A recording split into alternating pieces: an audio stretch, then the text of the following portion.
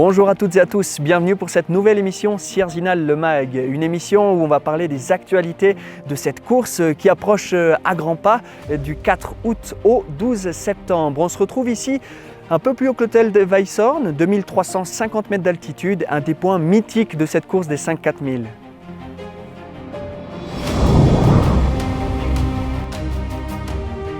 Au sommaire de cette petite émission, on va parler ravitaillement. Ils sont si importants et relativement nombreux sur Sierzinal. On va rencontrer Alain Emery, responsable des ravitaillements de Sierzinal. On va également parler au sommaire avec cette fois-ci les vrais 5-4000 en arrière-plan, c'est mieux. Les ravitaillements de Sierzinal, on a pu rencontrer Alain Emery, responsable de tous ces ravitaillements de Sierzinal. Et nous avons également rencontré l'équipe de l'hôtel Weisshorn, ce lieu historique qui date de 1882 et qui borde le tracé de la course.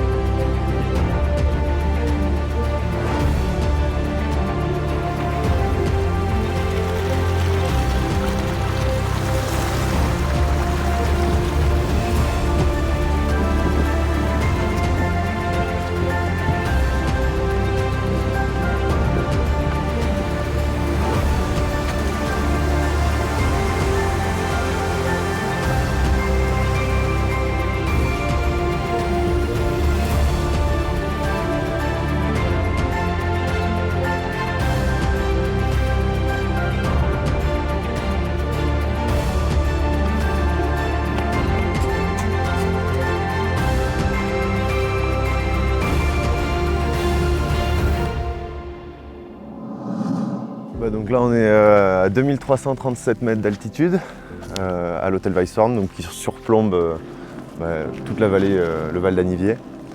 Ça a été construit en 1882, donc il faut se dire que ça a 150 ans.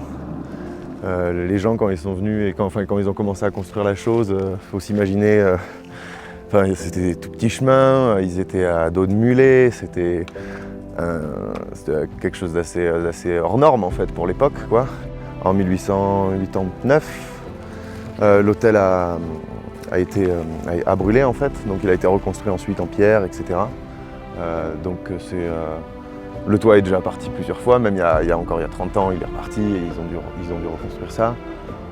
Et il faut se dire qu'en fait en 1910 à peine, il y avait déjà l'eau chaude, le téléphone, l'électricité. Donc d'un point de vue énergétique, l'hôtel Weisshorn est autonome en période estivale au niveau électrique. On a une turbine hydroélectrique qui génère de l'électricité grâce aux eaux qu'on capte un petit peu plus haut dans la vallée. Donc l'hôtel a une capacité de à peu près 60 personnes, c'est une trentaine de chambres.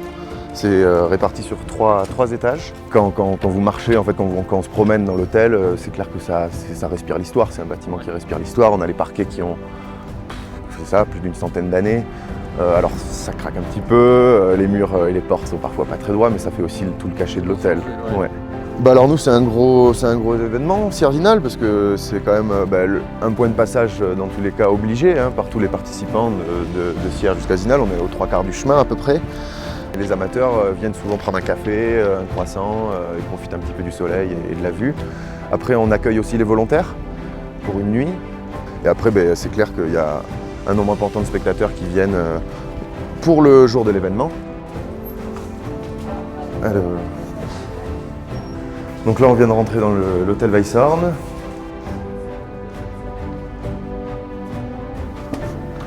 Donc là c'est une chambre supérieure.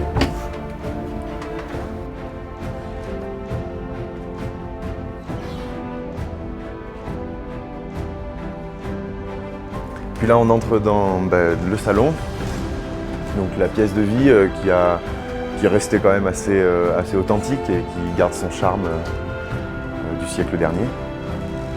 Le restaurant panoramique avec une vue à 270 degrés sur tout le Val d'Anniviers et toute la vallée.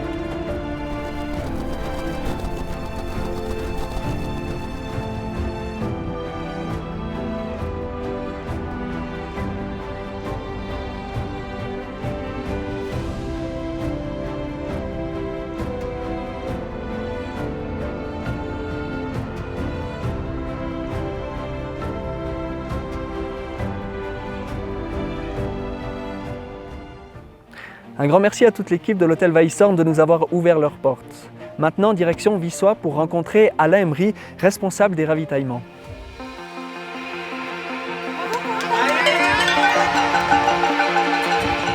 Alors, je suis arrivé là par l'ancien responsable qui était Étienne Gouta, qui cherchait quelqu'un pour l'aider.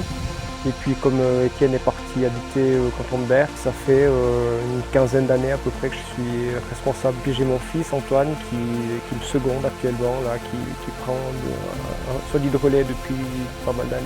Au niveau de mes fonctions, on est 2. Et puis autrement, sur les postes de passage, uniquement pour les ravitaillements, ça fait entre 100 et 110 personnes à peu près. Alors l'année passée, on a dû improviser un concept qui n'avait jamais été joué.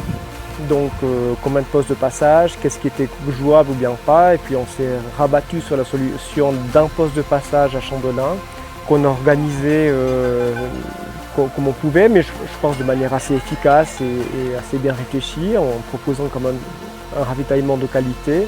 Cette année, donc, on aura de nouveau le poste de passage de Chandelin et il y aura un poste de passage volant à Nava qui ne sera pas forcément servi par une personne, mais on a une personne qui va travailler sur ce poste-là en tandem avec des responsabilités au niveau de la sécurité aussi. On a des zones de fin de ravitaillement, donc un petit peu comme au Tour de France, hein, où la personne qui jette un déchet après cette zone-là, elle est exclue de la course et se fait attraper.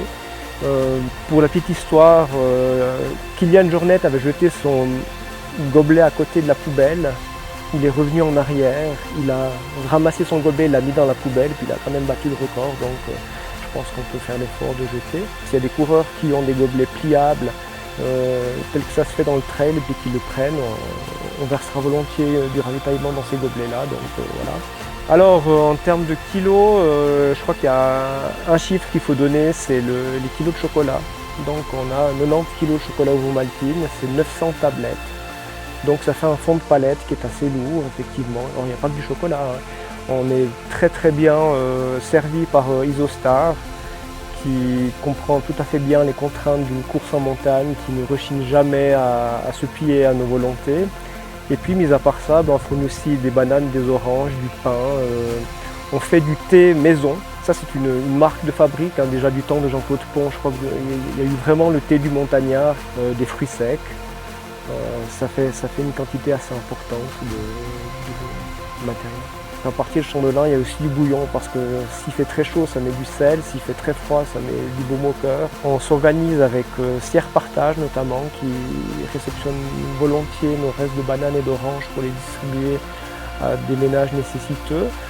Et un jour, quelqu'un nous a dit « Mais si vous enlevez le chocolat Ovomaltine, on vous tue !»